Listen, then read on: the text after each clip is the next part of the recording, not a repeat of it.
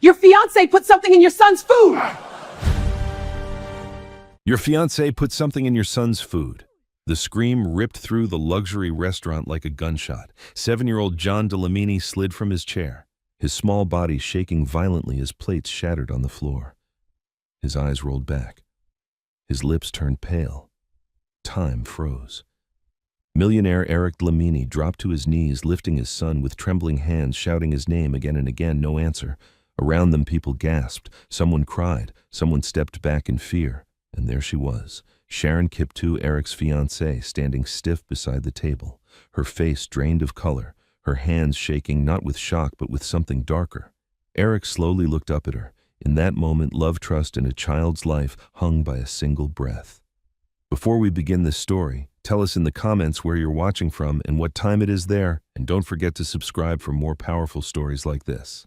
Before the screams, before the hospital lights, before fear carved deep lines into his face, Eric Dlamini had a life many people admired from a distance.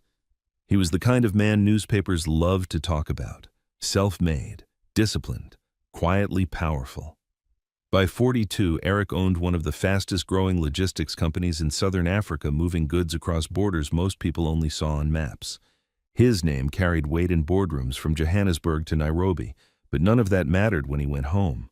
At home, Eric was not a millionaire. He was just a father. Every morning he woke before sunrise, not because of meetings, but because John liked his eggs cooked a certain way, soft, never dry. Eric tied his son's school tie himself, even when assistants waited outside with schedules and reminders. "You don't have to do everything alone, Dad," John once said, his small voice serious beyond his years. Eric smiled then, but his chest tightened. Because once, he hadn't been alone. John's mother, Lindawe, had been the calm in Eric's restless ambition. She believed in him when his business was nothing more than a borrowed truck and unpaid fuel bills. She laughed easily. She loved deeply. And one rainy night 5 years earlier, she never came home. The accident was sudden, brutal, a drunk driver. One phone call that split Eric's life into before and after. After the funeral, Eric learned how loud silence could be. John was only 2 then. Too young to understand death, but old enough to feel absence. He cried for his mother in his sleep for months. Eric would sit on the edge of the bed holding that small, shaking body, whispering promises he wasn't sure he could keep. "I'm here. I won't leave you." From that moment on, Eric poured everything into his son. Love, protection, control. Maybe too much of it. People noticed. At family gatherings, whispers followed him. A man like Eric shouldn't be alone forever. A boy needs a mother. John needs a woman in the house. Even Mama Zanali Dlamini, Eric's own mother, gentle but firm, spoke carefully one evening. "My son," she said, stirring tea slowly. "Grief should not turn into a prison." Eric said nothing. He stared at his hands instead. He wasn't against love. He just didn't trust it anymore. That was when Sharon Kiptoo entered his life. They met at a charity gala in Nairobi, one of those events Eric attended out of obligation, not interest. Sharon was elegant without trying too hard. She spoke intelligently about business, but also about books, about travel, about faith. Most importantly, she listened. When Eric mentioned John, her eyes softened. "I adore children," she said gently. "They're honest. They don't pretend." Eric noticed how she didn't ask about his money first, how she laughed easily, how she didn't push, or so he thought. Their relationship moved slowly at first. Dinners, long conversations, careful steps. Sharon never demanded immediate access to John. She waited. That patience impressed Eric. The first time John met her, Eric watched closely. Sharon knelt to John's height, smiling. "Your dad talks about you all the time," she said. John smiled politely. He was a quiet child, observant. He studied her face longer than most kids would. "You smell nice," he said honestly. Sharon laughed. Eric relaxed. For a while, Sharon began spending more time at the house. She helped with homework. She cooked sometimes, though she always insisted the staff supervise. She bought John gifts, toys, books, new shoes.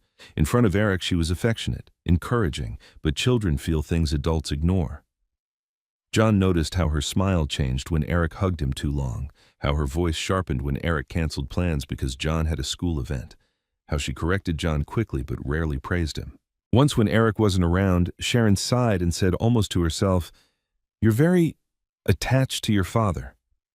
John didn't understand why that sentence made his stomach hurt. One night he asked quietly, Dad, does Sharon like me? Eric froze. Why would you ask that? John shrugged. I don't know. She just looks sad sometimes when you play with me. Eric forced a smile, brushed his son's hair. She's just adjusting. Adults need time. But doubt crept in. Eric pushed it away. He wanted this to work, for John, for himself, for the version of life that looked whole again.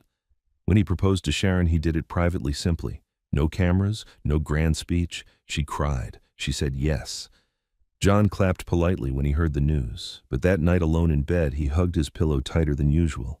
Eric didn't see that. He was too busy believing he had finally rebuilt what was broken. He didn't know that jealousy once planted grows silently. And sometimes, it grows toward the most innocent heart in the room. If Eric Dlamini had learned anything from building his company, it was that problems rarely announced themselves loudly. They arrived quietly, smiling. After the engagement, Sharon Kiptu seemed to change, but only just enough that it could still be denied. To the outside world, she was the perfect future wife, elegant at events, supportive during interviews, always standing half a step behind Eric, her hand resting lightly on his arm as if saying, "This man is mine," without speaking a word. At home, she became more involved, more present, more watchful. She insisted on joining Eric and John for breakfast every morning. At first, it felt harmless. You shouldn't rush off without eating, she told Eric, pouring coffee with a practiced smile. And John needs to see us as a family. Eric liked that word, family. John sat quietly at the table, swinging his legs beneath the chair. Sharon often corrected the way he held his spoon, the way he sat, the way he spoke. Say please properly, John. Sit up straight. Don't interrupt adults. None of it sounded cruel, but none of it sounded kind either. Eric noticed once or twice, but brushed it aside. Discipline was normal, he told himself, maybe even good. What he didn't see were the moments when he wasn't around.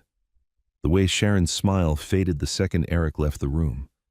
The way her eyes followed John, not warmly but cautiously, like one might watch a rival. One afternoon, John came home early from school with a mild fever. Eric was stuck in traffic, phone pressed to his ear, frustration rising. Sharon, please stay with him, he said. I'll be there as soon as I can. Of course, she replied smoothly. When Eric arrived, he found John asleep on the couch, a blanket tucked neatly around him. Sharon sat nearby, scrolling through her phone. He didn't eat much, she said casually. I think he exaggerates sometimes. Eric frowned slightly but said nothing. He kissed John's forehead and carried him upstairs. That night, as Eric worked late in his study, John stood hesitantly at the door. Dad? Eric looked up immediately. What's wrong, son, John? Hesitated. He twisted the hem of his pajama shirt, eyes fixed on the floor. Sharon said, she said I should stop pretending to be sick, that you have important work. Eric's chest tightened. What exactly did she say? John shrugged again. She said big men get tired when children cause problems. Silence filled the room. Eric closed his laptop slowly. She shouldn't have said that, he said carefully. You didn't do anything wrong. John nodded, but the reassurance didn't quite reach his eyes. I miss Mom, he whispered. That broke Eric more than anything else. He pulled John into his arms, holding him tightly. I know, he said. I miss her too. Downstairs, Sharon watched them from the bottom of the staircase, unseen. Her jaw tightened. She told herself she was being irrational. She told herself she loved Eric. She told herself she was just afraid of being second place. But fear, when fed daily, turns into resentment, and resentment looks for release. A week later, Mama Eric Dlamini came to visit. The older woman arrived quietly, as she always did, her eyes sharp despite her gentle tone. She hugged John tightly, laughing as he told her about school. She greeted Sharon politely, but without warmth. That didn't go unnoticed. At lunch, Mama Zanelli watched closely. She noticed how Sharon spoke about John rather than to him, how she corrected him without touching him, how she rarely smiled when Eric wasn't watching. Later, while Eric stepped out to take a call, Mama Zanelli leaned closer to Sharon. My dear, she said softly, a child who has lost his mother needs patience, not competition. Sharon stiffened. I would never compete with a child, she replied, her voice controlled. Mama Zanelli held her gaze. Good, she said. Then we understand each other. That evening, after Mama Zanelli left, Sharon confronted Eric. Your mother doesn't like me, she said abruptly. Eric sighed. She's cautious. She's protective. So am I. Sharon snapped. But it seems I'm the only one expected to adjust. Eric rubbed his temples. No one is attacking you, Sharon. Her eyes filled with tears instantly. I feel invisible sometimes, she said softly. You and John already have everything. Where do I fit? Eric's heart softened. He moved closer, taking her hands. This is new for all of us, he said. We just need time. Sharon nodded, leaning into his chest, but her thoughts were elsewhere. Time won't fix this, she thought. He will always choose the boy. The final straw came quietly. Eric announced that he was postponing the wedding date. Just a little, he explained gently. John needs more stability first. I don't want him feeling pushed aside. Sharon smiled tightly. Of course, she said. I understand.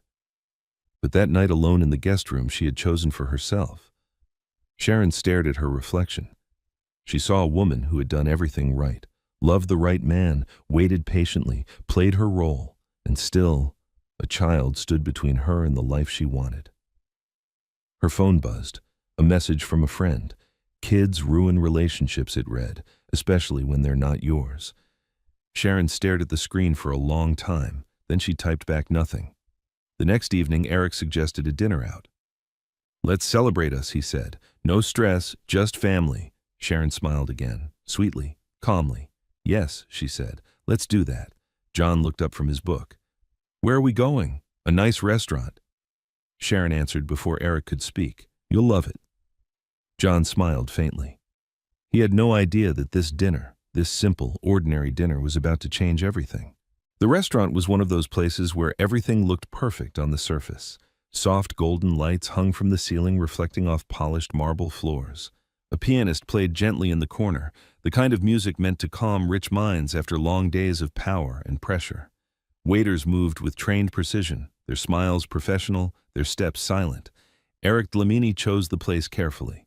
It wasn't about showing off. He could afford far more extravagant venues. This was about comfort, about creating a moment that felt warm and safe for John especially. Dad. This place smells nice, John said, as they walked in, holding Eric's hand tightly. Eric smiled. That's because the food here is very good. Sharon Kiptu walked slightly ahead of them, her heels clicking softly against the floor. She wore a cream-colored dress, elegant and simple, her hair pulled back neatly. To anyone watching, they looked like the picture of a happy future family. A hostess led them to a quiet table near the window. As they sat down, Eric noticed John scanning the room. You okay? Eric asked. John nodded. Yes, but his voice was small. Moments later, their waitress approached. Good evening, she said warmly. My name is Naomi Afolayan. I'll be taking care of you tonight. Naomi was in her late 20s, her face calm but attentive, the kind of person who noticed details without seeming intrusive. Years of working in service had taught her how to read people, not just what they ordered, but how they carried themselves. Eric smiled politely. Thank you. Sharon returned the smile, but it didn't reach her eyes.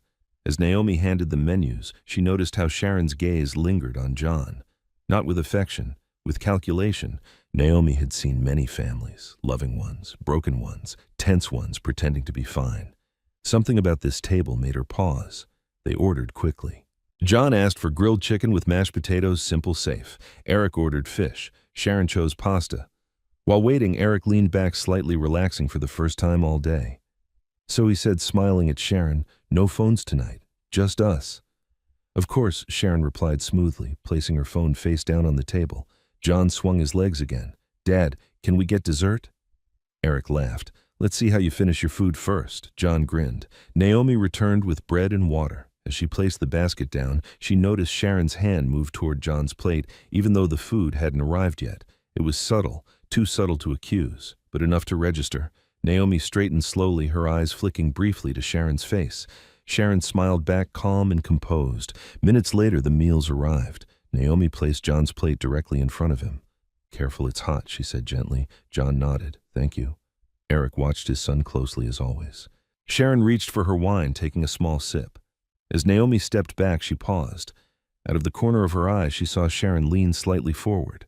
Sharon's hand moved toward the small handbag resting on the chair beside her. Her fingers disappeared inside it for just a moment. Then, just as casually, Sharon's hand hovered over John's plate. Naomi's heart skipped. She couldn't see exactly what Sharon did, but she saw the motion, the intent, the timing. Eric was looking down at his phone responding to a message from his assistant. John was distracted adjusting his napkin. Naomi opened her mouth to speak, then closed it again. Maybe I'm mistaken, she told herself. Don't jump to conclusions. Sharon leaned back, her posture relaxed again. John picked up his fork. Naomi's stomach tightened. She stayed close, pretending to tidy the table next to them. She watched as John took his first bite, then another. Everything seemed normal for about 30 seconds. Then John's face changed. He frowned, placing his fork down. "Dad," he said quietly. Eric looked up immediately. "What is it? My stomach hurts." Sharon's head turned sharply. "You probably ate too fast," she said lightly. "Slow down." John nodded, but his face grew pale. Naomi felt a cold wave rush through her body. John pressed his hand to his abdomen. "Dad, it really hurts." Eric pushed his chair back. Okay, maybe we should—" John suddenly gagged. The fork clattered to the plate. His chair scraped loudly against the floor as his body stiffened. His legs kicked once, then twice. "John!" Eric shouted. The boy slid sideways, falling from the chair, his small body hitting the floor with a sickening thud. The restaurant froze. Naomi reacted before she could think. She rushed forward, kneeling beside John. "Sir," she cried, "he's not okay." Eric dropped to his knees, lifting John's head into his arms. "John, look at me," he shouted. "Breathe, son. Please." John's eyes rolled back. Foam gathered at the corner of his mouth. People gasped. Chairs scraped back. Someone screamed. Sharon stood abruptly, her face drained of color. "Oh my God," she whispered. "What's happening?" Naomi's heart pounded violently. She looked at John, then at the plate, then at Sharon. Everything connected in one terrifying instant. Before fear could silence her, Naomi stood up and screamed, her voice raw, shaking, unstoppable. "Your fiancé put something in your son's food." The words echoed through the restaurant. A stunned silence followed. Eric looked up slowly, disbelief flooding his eyes. "What did you say?" he demanded. Sharon staggered back a step. "That's a lie," she cried. "How dare you?" Naomi's hands trembled, but her eyes stayed locked on Eric.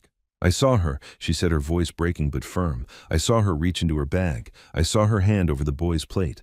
Eric's world collapsed inward. He looked at Sharon, at the plate, at his son convulsing in his arms. "Sharon," he whispered, "tell me she's lying." Sharon's lips parted, but no words came out. In that moment, sirens wailed outside. Someone had called for help. Eric gathered John in his arms, standing up with a strength born of terror. "Move," he shouted. "Please, move." As he rushed toward the exit, Naomi stood frozen, her heart pounding painfully. She knew what she had just done. She had accused a powerful man's fiancé in public. She had risked her job, her safety, her future. But as she watched Eric disappear into the night with his son, Naomi knew one thing with terrifying clarity. Whatever was in that food, if she had stayed silent, a child might have died. The ambulance doors slammed shut with a metallic echo that seemed to slice through Eric Dlamini's chest. Inside the moving vehicle, everything blurred into harsh white light and frantic motion. A paramedic pressed oxygen to John's face, while another monitored his vitals, calling out numbers that sounded wrong. Too low, too fast, too unstable. Eric sat rigid on the narrow bench, his suit stained with food and saliva, his arms wrapped tightly around his son as if letting go would mean losing him forever. "Stay with me, John," he whispered again and again. "Daddy's here. Please stay." John's small body jerked violently, then went frighteningly still. "Sir, we need you to step back," the paramedic said firmly. Eric obeyed, hands trembling as he released his grip. His mind screamed with images: John learning to ride a bike, John laughing at bedtime stories, John's tiny hand slipping into his every morning. Not like this, please, not like this. Outside, the city lights streaked past, uncaring.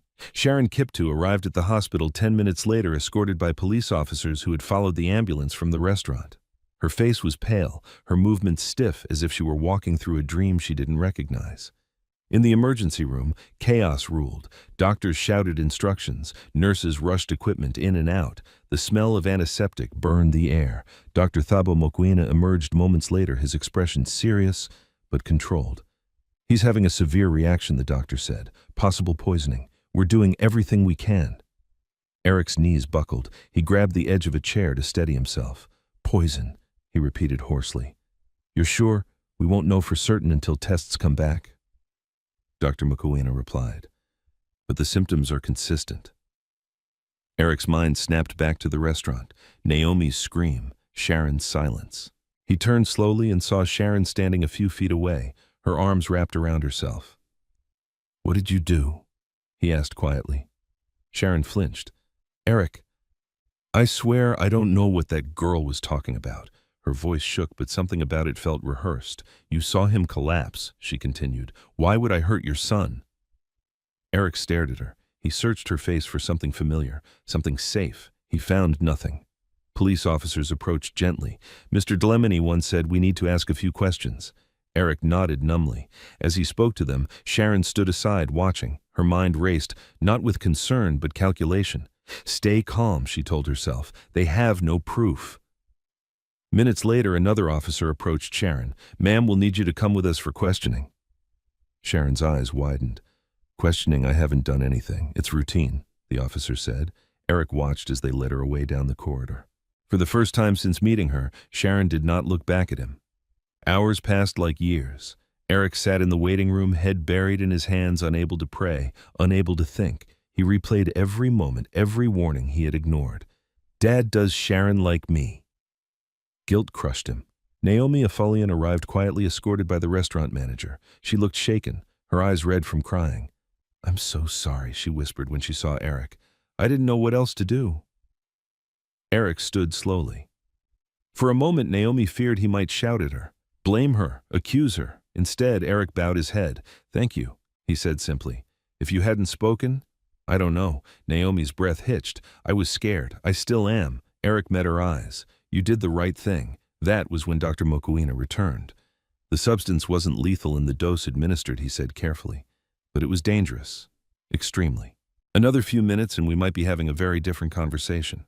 Eric's heart slammed painfully against his ribs. "Can I see him?" Dr. Mokoena nodded. Briefly. Eric entered the room slowly. John lay pale against the white sheets, small tubes attached to his arm. His chest rose and fell weakly. Eric knelt beside the bed, his voice breaking. "I failed you," he whispered. "I let the wrong person too close." John stirred faintly, his fingers curling around Eric's. "Dad," he murmured. Eric choked back a sob. "I'm here." Outside the room, Sharon sat alone in an interrogation room, her polished image cracking. The questions came steadily. "What were you doing with the child's food? Did you bring anything with you to the table? Why did the waitress accuse you?" Sharon denied everything. She cried. She claimed jealousy from the staff. She painted herself as a victim. But then, they showed her the footage, camera angle from above, grainy but clear enough. Her hand, her bag, the plate. Silence filled the room. Sharon's shoulders sagged.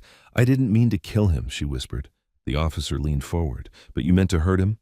Sharon's face twisted, not in remorse but frustration. "He was always there," she said bitterly. "Always between us. I just wanted Eric to see me." Back in the hospital corridor, Eric sat beside Naomi and Mama Zanelli, who had arrived silently, her eyes heavy with wisdom and sorrow. "A woman who competes with a child," Mama Zanelli said softly, "has already lost her way." Eric nodded slowly, tears streaming down his face. That night, as dawn crept into the sky, Eric held his son's hand and made a promise not out loud but deep in his soul. Never again would he ignore his child's fear. Never again would love come before safety, and never again would he mistake silence for peace, because sometimes the loudest truth comes from the bravest scream.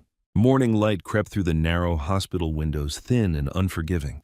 It painted everything in pale gold walls, floors faces, but it did nothing to soften the weight sitting on Eric Dlamini's chest. He had not slept. Every time his eyes closed, he saw John falling, heard Naomi's scream, felt the hollow drop in his stomach when Sharon failed to deny it. John lay quietly now, stabilized but weak. Machines hummed softly around him, a fragile rhythm of life that Eric counted with each breath. He sat beside the bed, fingers wrapped around his son's small hand, afraid to let go even for a moment. Dr. Thabo Mokoena entered with a clipboard, his expression calm but serious. "He's responding well," the doctor said. "The worst is behind us, but the substance caused significant stress to his system. He'll need observation." Eric nodded, swallowing hard. "What was it?" Dr. Mokoena hesitated. "A bitter compound. Not meant for food, not something a child should ever ingest." The implication landed like a blow. Eric exhaled shakily. Thank you, doctor. After the doctor left, Mama Zanelli Dlamini stepped closer to the bed. She placed a hand on Eric's shoulder, firm and grounding. You were deceived, she said quietly. Do not carry all the blame alone. Eric shook his head. I brought her into our home. Mama Zanelli's eyes softened, and when you saw danger, you stood up. That is what matters now. In the hallway, Naomi Afolayan sat alone on a plastic chair, hands clasped tightly in her lap. She had refused to go home. Fear sat with her heavy and relentless. She replayed the moment again and again, the movement of Sharon's hand, the split second when doubt nearly won. What if I had been wrong? What if my voice had destroyed an innocent woman? A nurse passed by and offered a kind smile. Naomi forced one back, but her eyes burned. Eric stepped out of John's room and saw her. He walked over slowly. You don't have to stay, he said gently. Naomi stood up immediately.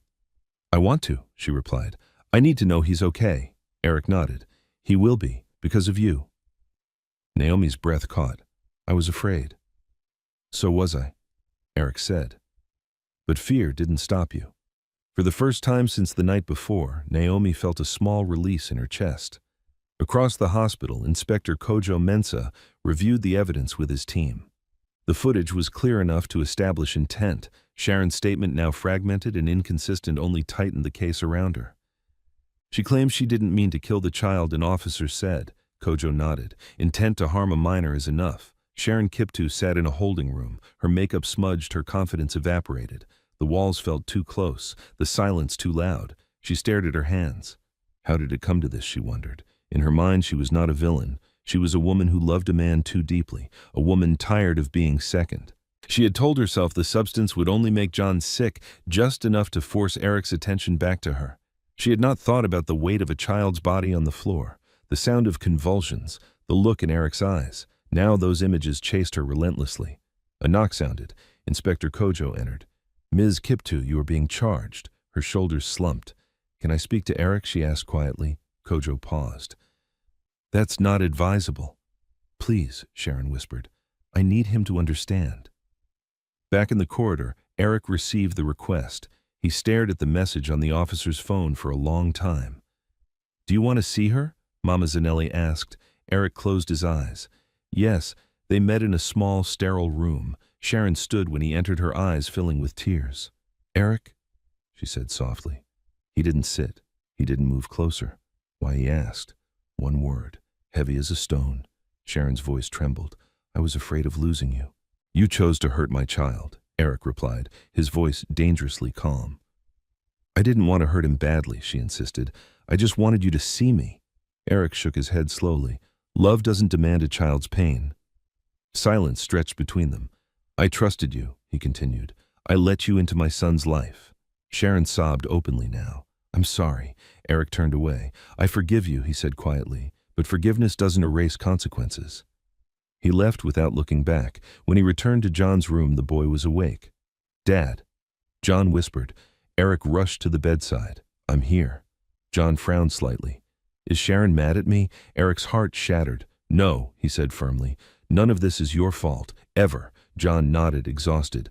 I was scared. I know, Eric whispered. I should have listened sooner. John squeezed his hand weakly. Outside, dawn fully claimed the sky. The night's chaos gave way to a fragile calm. Eric stood by the window later, watching the city wake up. Cars moved. People hurried to work. Life continued as it always did, indifferent to private tragedies. But something inside Eric had changed permanently. He had learned that danger didn't always come wearing anger. Sometimes it came smiling, waiting patiently for trust. And as he looked back at his son sleeping peacefully, Eric knew one thing with absolute certainty.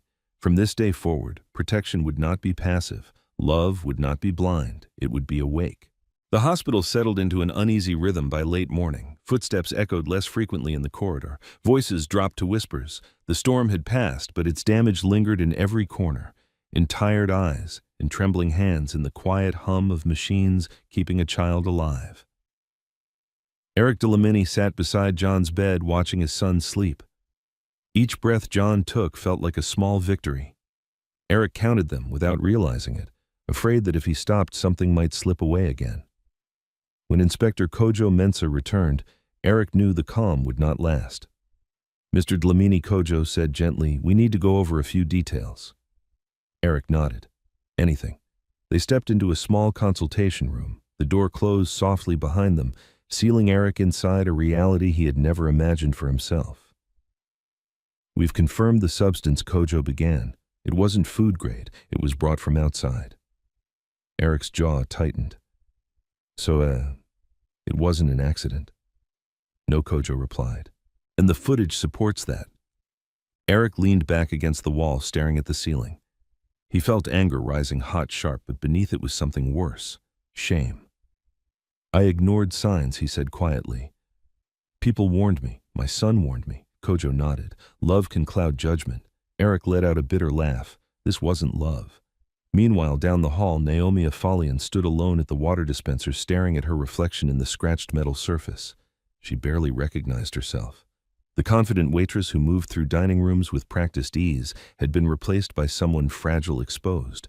She had given her statement twice already. Each time she felt like she was reliving the moment Sharon's hand the plate, the split second when she chose to speak. A voice interrupted her thoughts. You did a brave thing. Naomi turned. Mama Zanelli stood beside her holding a small paper cup of tea. I almost didn't. Naomi admitted. I was scared. Mama Zanelli smiled sadly. Courage is not the absence of fear. It is acting despite it. Naomi took the tea with both hands. What if people think I did it for attention? They won't, Mama Zanelli said firmly. And even if they did, the truth still matters. At that moment, a nurse hurried toward them. Ms. Afolayan, she said, the police would like to speak with you again. Naomi's heart sank, but she nodded and followed. Back in the consultation room, Eric finished answering questions. Kojo closed his notebook. There's one more thing, the inspector said. We'll need your cooperation if this goes to court. Eric straightened. You'll have it. Kojo hesitated. This will be public. Eric didn't flinch. Let it be. What terrified him more than headlines was the thought of silence of this happening again to another child, another family. When Eric returned to John's room, he found his son awake, staring at the ceiling. Dad, John said softly. Am I in trouble? Eric's heart clenched. No, he said immediately, sitting beside the bed. You are safe. That's all that matters. John blinked. Will Sharon come back? Eric took a breath. No. John was quiet for a moment. She didn't like me. Eric swallowed. She was confused, but that was never your fault. John turned his head slowly. I tried to be good. Eric wrapped his arms around him carefully, mindful of the tubes. You were perfect. Outside the room, Naomi watched through the glass, tears blurring her vision. She had grown up without much family. Watching a father protect his child so fiercely stirred something deep inside her. Later that afternoon, Sharon Kiptu was formally transferred to a detention facility pending charges. As she was escorted past the hospital entrance, she caught sight of Eric through the glass. For a brief second, their eyes met. Eric didn't look away. Sharon did. News spread quickly. By evening, Eric's phone buzzed nonstop. Messages from business partners, friends, relatives, journalists. He ignored them all. Only one call mattered. Mama Zanelli answered it quietly, then handed the phone to Eric. It's your sister, she said. Eric hesitated before taking it. I heard his sister said softly, Is John okay? Eric closed his eyes. He will be. A pause. I'm coming. After the call, Eric felt something shift. The isolation he had built around himself for years began to crack. Maybe that was part of the lesson too, that strength wasn't meant to be carried alone. That night, as John slept peacefully, Eric stepped outside to the hospital courtyard. Naomi sat on a bench, arms wrapped around herself. You should go home, Eric said gently. Naomi shook her head. Not yet. Eric sat beside her. I owe you more than I can say, he began. Naomi looked down. I didn't do it for thanks. I know, Eric said. That's why it matters. They sat in silence for a while, listening to distant city sounds. I lost my wife, Eric said suddenly, and I thought I understood loss. But almost losing my son. His voice broke. That fear rewrites you. Naomi nodded. I grew up watching my mother endure things silently. I promised myself I wouldn't. Eric turned to her. You kept that promise. Inside, Mama Zanelli watched them through the window. She didn't smile, but there was approval in her eyes. The night passed without incident. For the first time since the restaurant, Eric allowed himself to sleep. Not deeply, not peacefully, but enough. And as dawn approached again, a new chapter quietly began, not of wealth or status, but of accountability, healing, and voices that refused to stay silent. Because the truth had been spoken, and once spoken it could no longer be buried. By the third day, the hospital no longer felt like a battlefield, but it still felt like a place where truth was being tested. John's color had returned slowly, as if life itself were tiptoeing back into his small body. He could sit up now. He could sip warm broth. He could even smile, though it faded quickly when exhaustion took over. Eric Dlamini stayed close, working remotely, refusing every meeting that required him to leave the building. For the first time in years, his company survived without him being physically present, and the realization unsettled him. I gave too much to the wrong things, he thought. That morning, Inspector Kojo Mensah requested a formal follow-up interview with Naomi Afolayan. Naomi's stomach knotted as she sat in the small office near the nurse's station. Her hands rested neatly on her lap, but they trembled despite her effort to stay calm. She had told the truth already, twice. Still, the weight of authority pressed heavily on her chest. Kojo entered with another officer and a thin file. Ms. Afolayan, Kojo began, "This is routine. We need a detailed chronological account." Naomi nodded. "I understand." She spoke slowly, choosing her words carefully.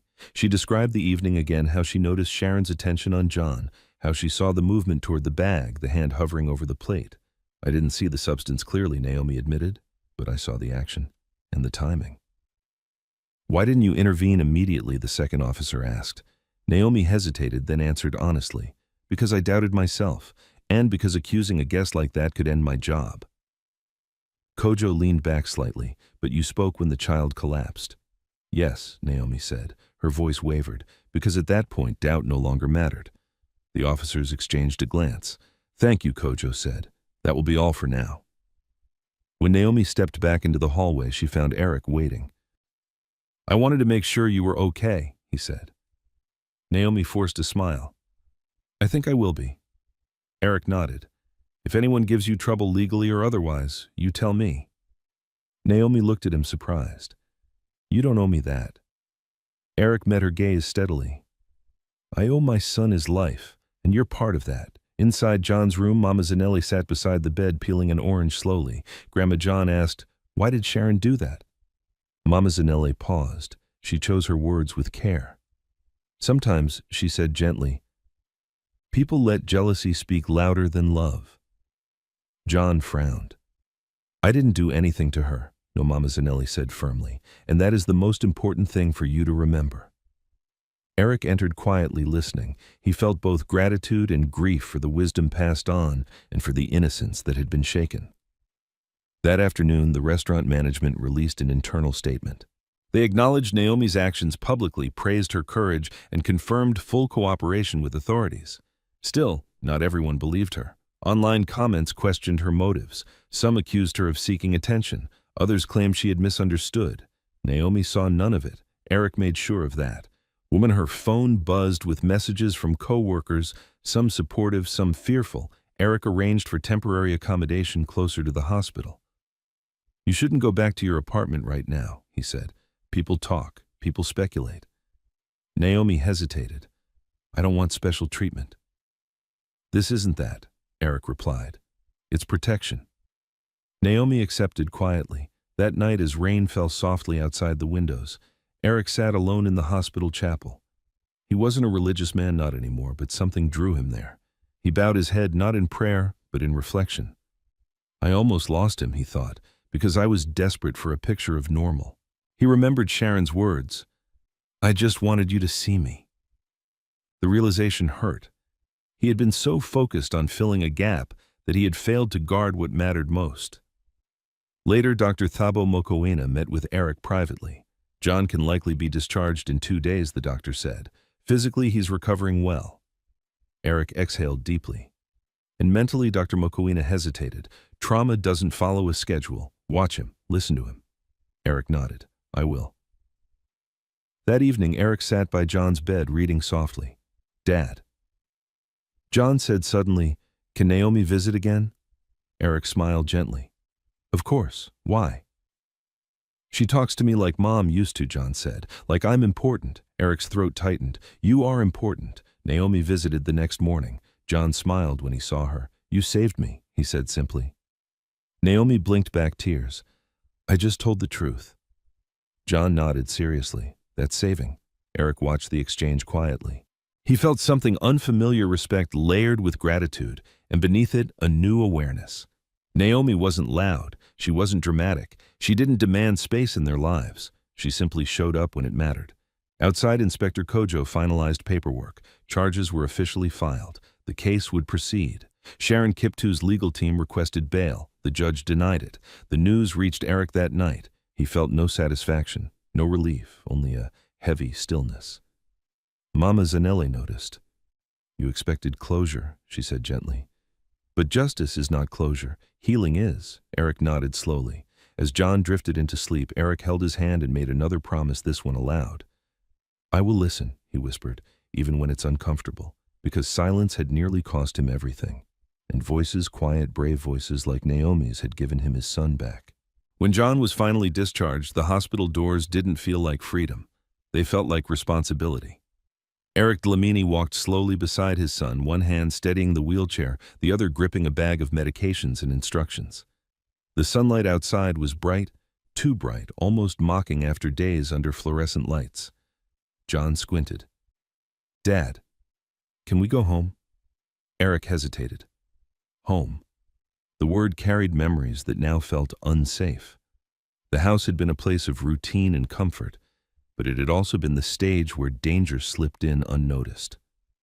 We'll go somewhere safe, Eric said carefully. Somewhere quiet. Mama Zanelli nodded in approval. They drove to a smaller house Eric owned on the edge of the city, a place he used only when he needed distance. It was modest by his standards, low walls, wide windows, a garden that hadn't been manicured to perfection. It felt human. Naomi Afolayan arrived later that afternoon, carrying a small bag of fruit and a hesitant smile. I didn't want to intrude, she said. You're not, Eric replied. You're welcome. John beamed when he saw her. You came? Naomi laughed softly. I said I would. They sat in the living room, sunlight pooling on the floor. For the first time in days, John laughed, really laughed, when Naomi told a silly story about a customer who tried to pay with buttons because he'd forgotten his wallet. Eric watched from a distance. Something inside him loosened, but peace never lasts long when truth is still settling. That evening, Eric's phone rang. The number was unfamiliar. This is Sharon Kiptu's attorney, the voice said. Ms. Kiptu would like to make a statement, publicly. She's naming you. Eric closed his eyes.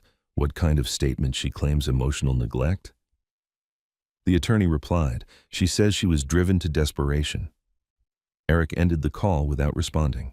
Mama Zanelli, who had been listening quietly, sighed. People explain their cruelty as pain, she said. It doesn't make it less cruel. Later that night, Eric sat alone on the porch. The city hummed in the distance. Naomi joined him, careful not to interrupt his thoughts. They're going to talk, Eric said without looking at her. They'll say things. About me. About John. Naomi nodded. They already are. Eric finally turned to her. Does it bother you? Naomi considered the question. It did. At first. Then I realized truth doesn't need permission to exist. Eric smiled faintly. You're stronger than you look. Naomi met his gaze. So are you. You just forgot. The next morning, headlines began to circulate. Fiancée claims emotional abuse after poisoning accusation. Was the millionaire blind to his own role? Eric read none of it. He focused on John. But John, despite his age, felt the tension. Dad, he asked quietly during breakfast, did I cause trouble? Eric froze. Why would you think that John stared at his cereal? People argue because of me. Eric set his cup down and knelt beside his son. Listen to me, he said firmly. Adults make choices. You are not responsible for them. Ever. John nodded, but his eyes searched Eric's face for certainty. That afternoon, Inspector Kojo Mensah visited. I wanted to update you, Kojo said. The defense is attempting to shift the narrative. Eric sighed. I expected that. They may request a psychological evaluation. Kojo continued. And they may call witnesses. Will Naomi be called? Eric asked. Kojo hesitated. Possibly. Naomi, who stood nearby, straightened. If I'm needed, I'll testify. Eric turned sharply. You don't have to. Naomi met his eyes. I chose the truth once. I won't abandon it now. Kojo nodded respectfully. That courage matters. After Kojo left, Eric paced the living room. "This is getting bigger," he said. "I wanted to protect you from all of this." Naomi smiled gently. Protection isn't always hiding. Sometimes it's standing still while the storm passes. Eric stopped pacing. That night, Eric dreamed of the restaurant again, but this time the sound was different. Not the scream, not the crash. Laughter. John's laughter. He woke up with tears in his eyes. The following day, Sharon's statement was released. She spoke of loneliness, of being overshadowed by a child, of fear of abandonment. She never denied her actions outright, but she framed them as a moment of weakness, not malice. Public opinion split. Some believed her, some condemned her, many were confused. Eric felt none of the confusion. He saw the truth clearly now. Love that demands harm is not love. Pain that justifies cruelty is not pain, it's entitlement.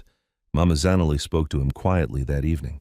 "You are grieving more than one loss," she said, "not just a relationship, but the illusion that you could replace what was lost without healing." Eric nodded. "I thought building something new would erase the past." Mama Zanelli shook her head. "Only honesty does that." Later, Eric found Naomi in the kitchen washing dishes. "You don't have to do that," he said. Naomi smiled. "It helps me think." Eric leaned against the counter. "After the trial, after all this, what do you want?" Naomi paused, considering. "I want to keep my voice and my peace." Eric nodded. "I can respect that." John wandered in, rubbing his eyes. "Can we watch a movie?" Eric smiled. "Of course."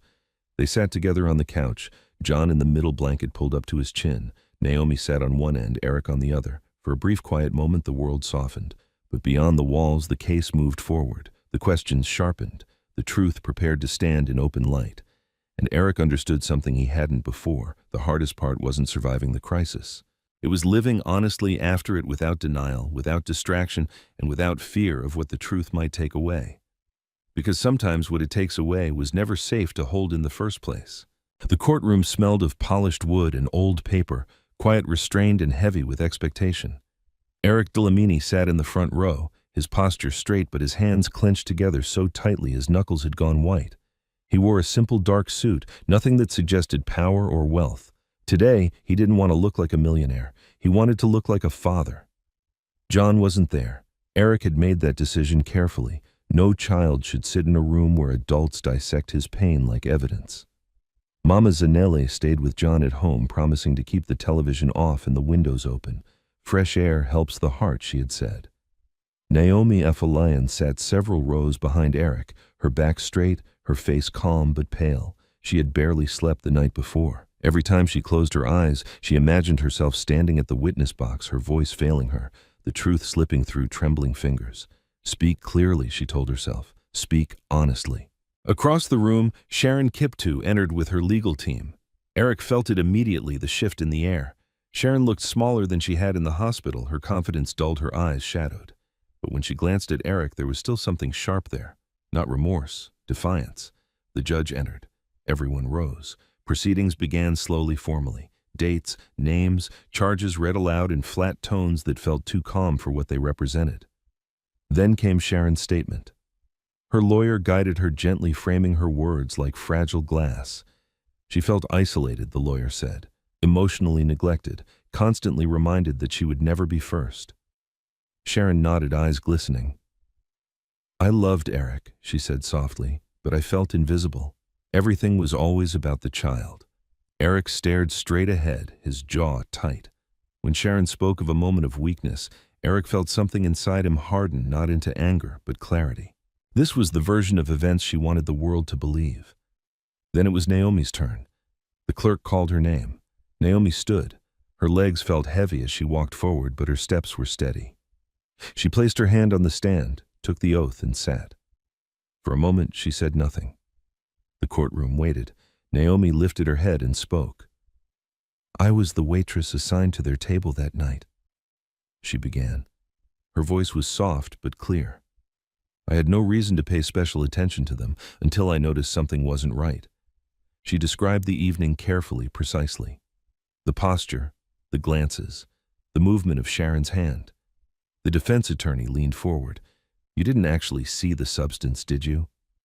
"No," Naomi replied honestly. "I saw the action, and then I saw the result. So you assumed the attorney pressed. Naomi shook her head. I observed. A murmur rippled through the room. The attorney tried again. Isn't it true that you hesitated, that you doubted yourself? Yes, Naomi said, because accusing a guest like that could cost me my job. Yet you still spoke. Yes. Why?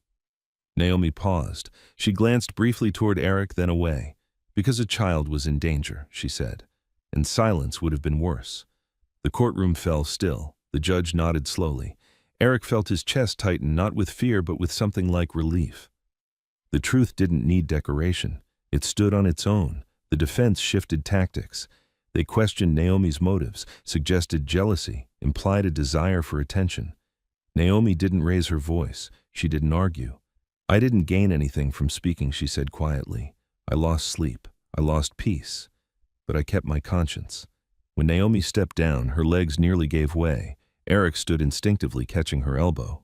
Thank you, he whispered. Naomi nodded, her eyes shining. Then the footage was played. The screen flickered. Grainy images filled the room. Sharon's hand, the bag, the plate.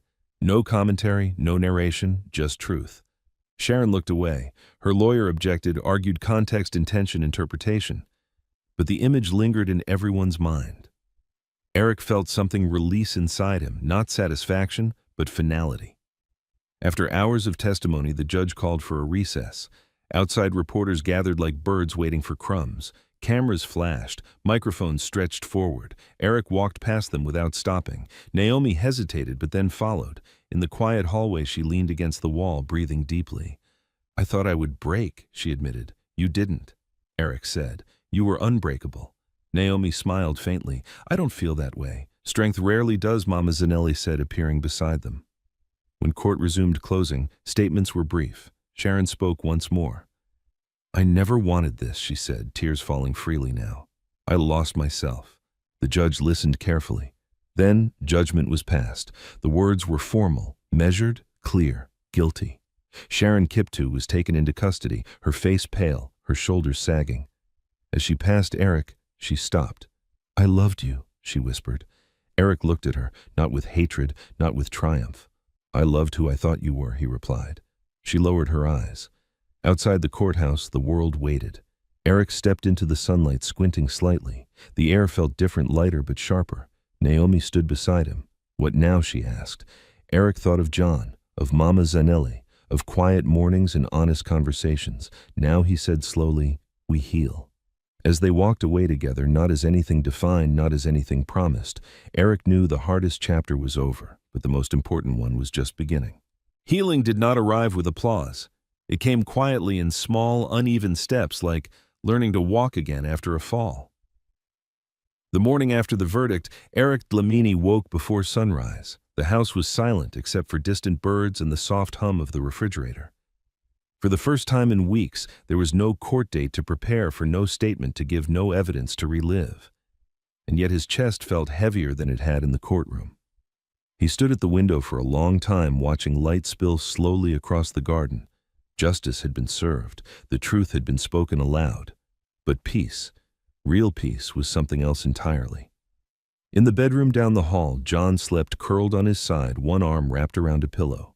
Eric watched him quietly, noticing the way his son's breathing sometimes hitched, as if his body still remembered danger even in sleep. Dr. Thabo Mokoena's words echoed in his mind. Trauma doesn't follow a schedule.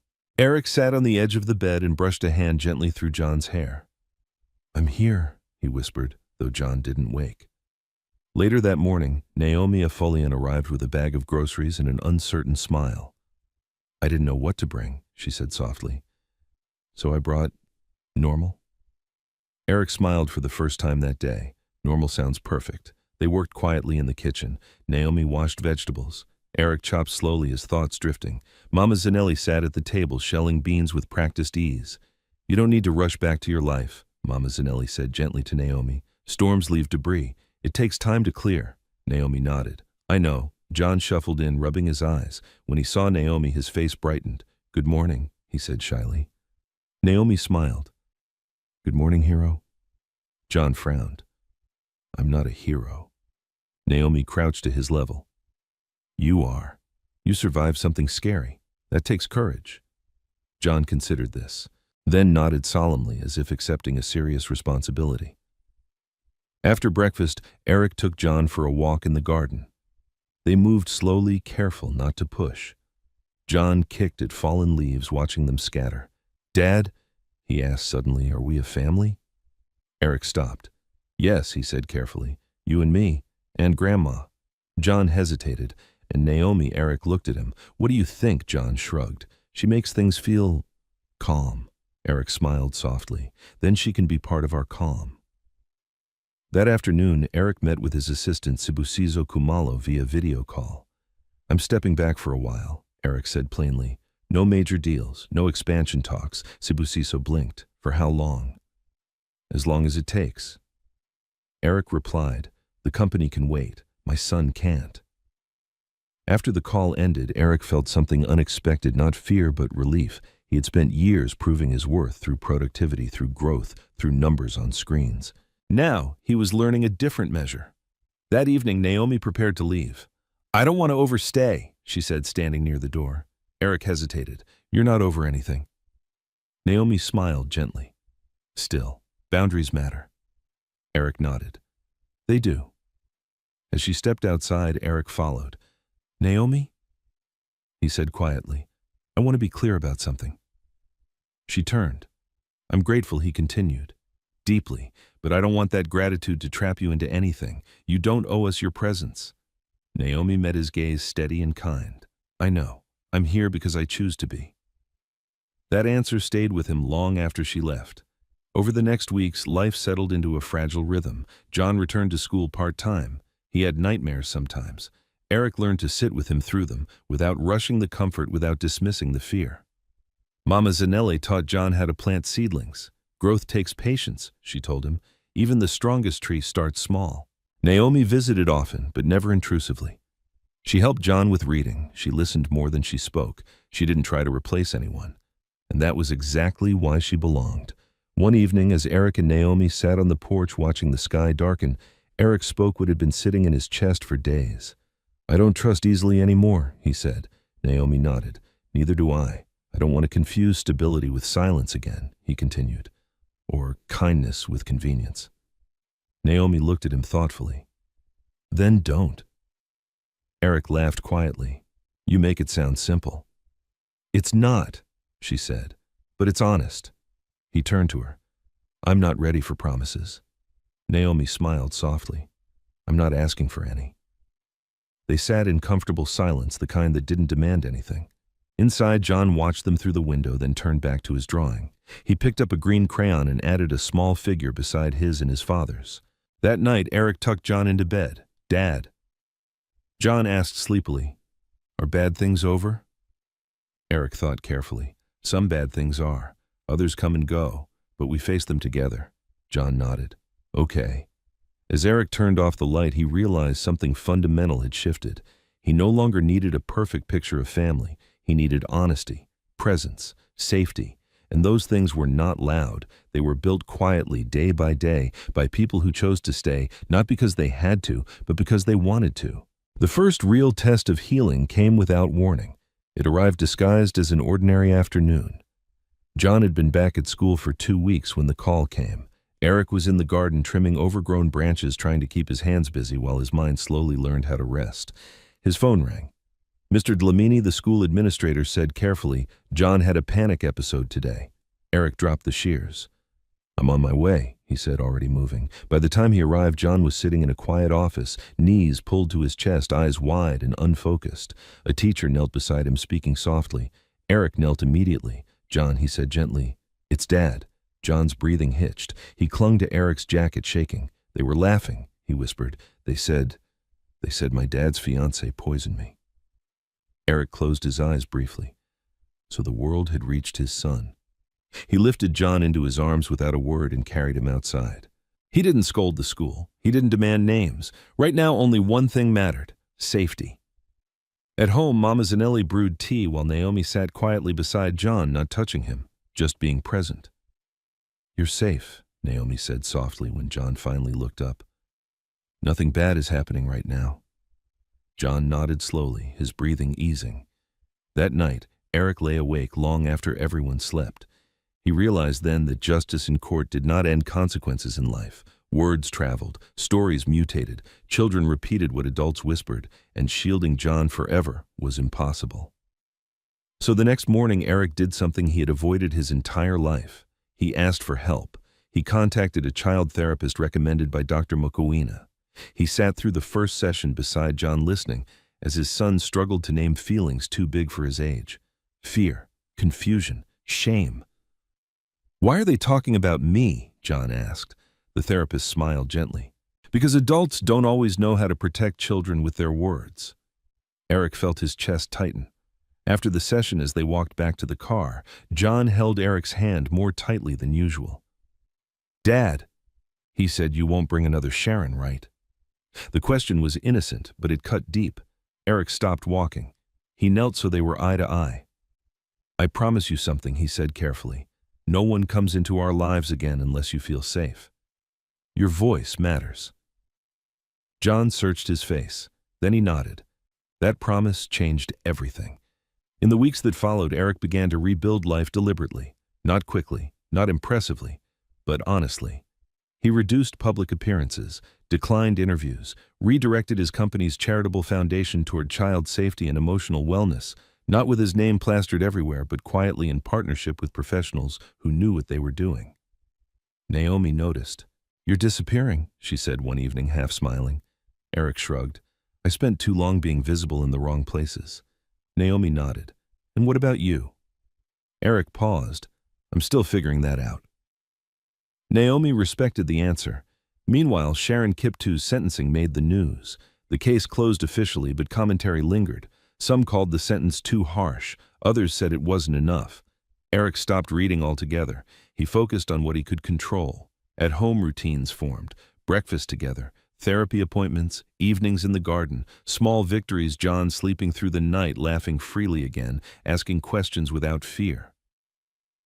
One afternoon, John came home holding a drawing. It showed 3 figures holding hands, a tree behind them, the sun drawn large and bright. Eric smiled. "Who's this?" John pointed. "That's you, that's me, and that's Grandma." Eric waited. "And that's Naomi," John added, pointing to a smaller figure beside them. Eric looked up at Naomi, who stood frozen in the doorway. John glanced between them. "Is that okay?" Eric felt emotion rise unexpectedly. "Yes," he said softly, "that's okay." Later that night, Naomi prepared to leave as usual. She reached for her bag, hesitating. "Eric," she said quietly, "I need to say something." Eric nodded. "Go ahead. I care about you," she said honestly. "And I care about John, but I don't want to be a solution to pain. I don't want to fill a space that needs time." Eric listened carefully. "I respect that," he said, "and I don't want to rush into anything that costs us clarity." Naomi smiled, relieved. "Good." They stood there for a moment, 2 adults choosing restraint instead of desire, honesty instead of comfort. When Naomi left, Eric felt something surprising. Not loss, peace. Weeks turned into months. Healing didn't erase memory, but it softened its edges. John grew stronger. His laughter returned fully. His questions became curious instead of fearful. Eric changed too. He learned that love wasn't proven by grand gestures, but by listening when a small voice trembled. That protection wasn't control, but presence. That trust wasn't blind. It was built layer by layer with accountability. One evening, Mama Zanelle sat beside him on the porch. "You are a different man," she said quietly. Eric smiled faintly. "I hope a better one." She nodded. "Pain can teach, or it can harden. You chose to learn." Eric looked through the window where John and Naomi were laughing over a board game. "I almost lost everything," he said. Mama Zanelle placed a hand over his. "You almost did, but you didn't, because someone spoke up, and because you listened when it mattered." As night settled, Eric felt something settle within himself too, not the certainty of a perfect future, but the confidence that whatever came next, he would face it awake, honest and unafraid to protect what truly mattered. Time did what it always does best. It revealed what was real. 3 months passed. The seasons shifted almost unnoticed, but inside Eric Dlamini's home, something steady and deliberate was taking shape. Not perfection, not happiness without scars, but balance. John grew stronger in ways that couldn't be measured by hospital charts. He slept through the night more often. He laughed without checking faces first. He began inviting friends over again, cautious at first, then freer with each passing week. One afternoon, Eric watched from the kitchen window as John played football in the yard with two boys from school. Their laughter rang out careless and loud. Eric felt his chest tighten, not with fear this time, but gratitude. Naomi Afolayan sat at the table nearby, helping Mama Zanelli sort dried beans. "He's finding himself again," Mama Zanelli said quietly. Naomi nodded. "Children are resilient, but only when they feel safe." Eric joined them, setting down 3 cups of tea. "You helped to give him that," he said to Naomi. She shook her head gently. "You did." Eric considered that. "I learned how to." That evening, as the boys left and quiet returned, John lingered in the living room instead of heading to bed. "Dad," he said hesitantly. Eric looked up. "Yes. Can I ask you something? And you promise not to be mad." Eric smiled softly. "I promise." John fidgeted with his fingers. If Naomi wasn't here anymore, would everything break again? The question landed heavier than Eric expected. He sat beside John and took his time before answering. "No," he said finally. "Nothing would break. Because what keeps us safe isn't one person, it's how we take care of each other." John nodded slowly. "But I like when she's here." Eric smiled. "So do I." Later that night, Eric found Naomi on the porch staring out at the quiet street. "You okay?" he asked. Naomi exhaled slowly. "I was thinking. That usually means something important." She smiled faintly. "I've been offered a new position." Eric straightened slightly. "We're a training program," she said. "Hospitality management. It's a big step." "That's incredible," Eric said immediately. Naomi searched his face. "You're not disappointed?" Eric shook his head. "Why would I be?" "Because it means change," she admitted. "Less time here." Eric considered that carefully. "Change isn't loss," he said. "It's movement." Naomi's shoulders relaxed. "I was hoping you'd say that." They sat quietly for a moment. "I'm proud of you," Eric added. "You earned this." Naomi smiled, eyes shining. "Thank you." The next morning, Eric did something that surprised even himself. He invited Naomi to breakfast alone. Mama Zanelli took John out early, sensing what was unfolding and choosing wisdom over curiosity. The kitchen felt different without the usual movement. "I want to say something clearly," Eric began, setting down his cup. Without pressure, without expectation. Naomi listened attentively. "I care about you," he said. "But more importantly, I respect you. And I don't want either of us to confuse gratitude with obligation." Naomi nodded. "I don't want that either. I'm not asking for a future," Eric continued. "I'm asking for honesty in the present." Naomi met his gaze. "Then let's be honest." She took a breath. "I care about you too, but I won't build something on trauma. I won't rush healing." Eric smiled, not disappointed but relieved. "Neither will I." They shared a quiet laugh. Later that week, Eric attended John's therapy session alone at the therapist's suggestion. "What are you afraid of now?" the therapist asked him. Eric didn't answer immediately. "That I'll fail again," he said finally. "That I'll misjudge people. That I'll miss the signs." The therapist nodded. "Fear can sharpen awareness or paralyze it. Which one do you choose?" Eric exhaled. Awareness. That choice guided him in the days that followed.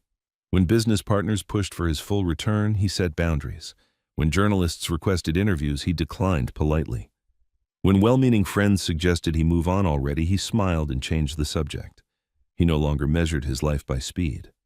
One afternoon, Eric returned home to find John and Naomi sitting on the floor surrounded by papers and colored pencils.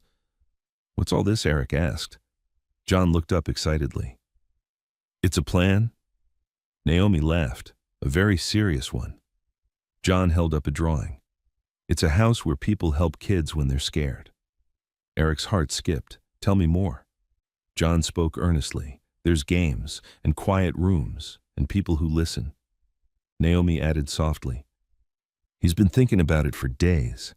Eric knelt beside them. "That's a beautiful idea." John looked hopeful. "Do you think it could be real?" Eric didn't hesitate. Yes, not because he had money, but because he had learned how much listening mattered. That night, Mama Zanelli sat beside Eric on the couch. "You see," she said, "pain has become purpose." Eric nodded. I didn't expect that. No one ever does, she replied. That's why it's powerful. As Naomi prepared to leave, she paused at the door. I'll be starting the program next month, she said. I wanted you to hear it from me first. Eric smiled. I'm glad you told me. She hesitated. I don't want distance to turn into silence. Eric met her eyes. It won't. Not if we keep choosing honesty. She nodded. John hugged her tightly. You're still coming back, right? Naomi smiled warmly. Always. As the door closed behind her, Eric stood quietly in the living room, watching the place where fear had once ruled, now filled with calm. He realized something then. Healing wasn't about returning to who you were before. It was about becoming someone new, someone wiser, slower, more deliberate. Someone who didn't ignore the quiet warnings, someone who listened when a child spoke, someone who understood that love was not proven by possession, but by protection. And as Eric turned off the lights and headed to bed, he felt for the first time since the accident, not fear of the future, but trust in the way he would face it. The morning Naomi Afolayan left for her training program, the house felt unusually quiet, not empty, just aware.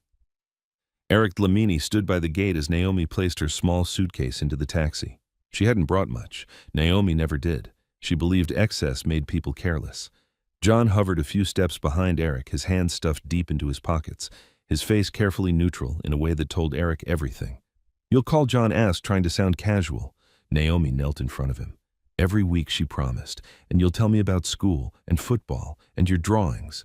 John nodded, satisfied. She stood and turned to Eric. This isn't goodbye, she said. Eric smiled. I know. As the taxi pulled away, John watched until it disappeared down the road. She's brave, he said quietly. Eric nodded. Yes, she is. Life shifted again after that, not backward, not forward, but outward. Naomi's absence created space.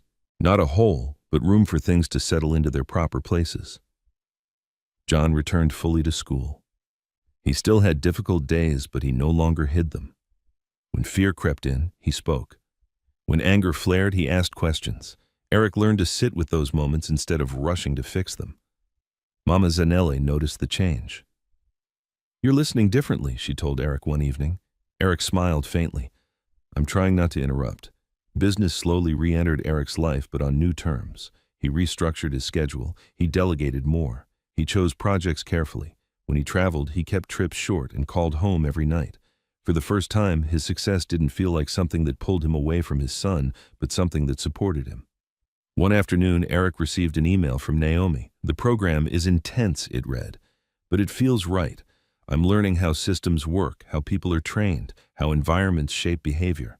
It makes me think about children, about safety, about prevention. Eric read the message twice. Then he replied simply, I'm proud of you. Tell me what you need. Weeks later, Naomi called with an idea. I don't want donations, she said firmly over the phone. I want structure, training, sustainability. Eric leaned back in his chair, listening carefully. What if we built something small? Naomi continued. Not a foundation with your name everywhere. A center for children recovering from trauma, staffed by people trained to listen. Eric felt a familiar stirring purpose, but quieter now. I know someone who would care deeply about that, he said softly. Naomi smiled through the phone. I hoped you would. They planned slowly, thoughtfully, with professionals, with boundaries. Eric involved Mama Zanelli, who insisted on community voices being heard. John listened from the doorway one evening as Eric and Naomi discussed ideas over speakerphone. Can there be a quiet room? John asked suddenly. Naomi laughed. There must be.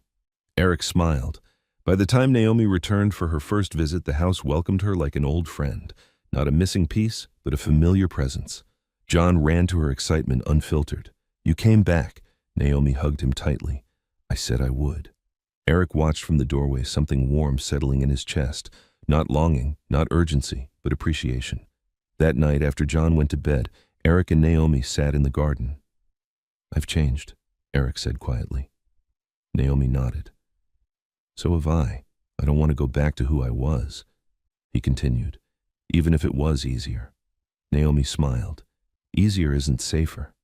They talked long into the night, not about romance, not about promises, but about values, about pacing, about what they would never compromise again, trust. trust, voice, safety.